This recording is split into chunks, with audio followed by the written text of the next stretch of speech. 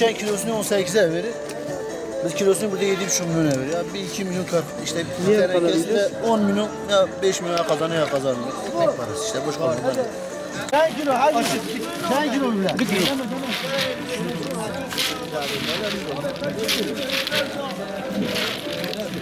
Bir kilo hadi yapalım. Tamam çekiyorum. Ha şu temiz geldi. Ha.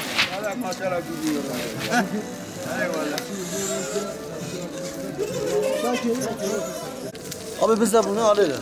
Yani bazen bizim de var. Biz kişinin mevsimi bittiği için biz alıp getiriyoruz. Köyde getiriyoruz ekmek peşinde böyle. Herkes ekmek peşinde. Değil mi? Tamam şimdi abi. Tamam. Hey bana de. Hey baba de. Ben peki düzgün ekmek. Allah koşar. Sağlamdır. Bir tane hemen gidelim.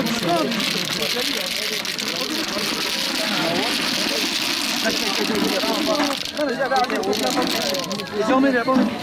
Ay üç top yapalım. Yapas koy o da. Abi cevizli Ceren cevizidir.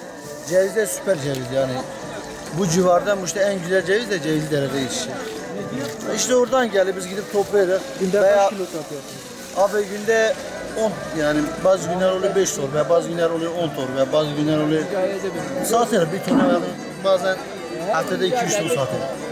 Haftada 2-3 ton satıyoruz.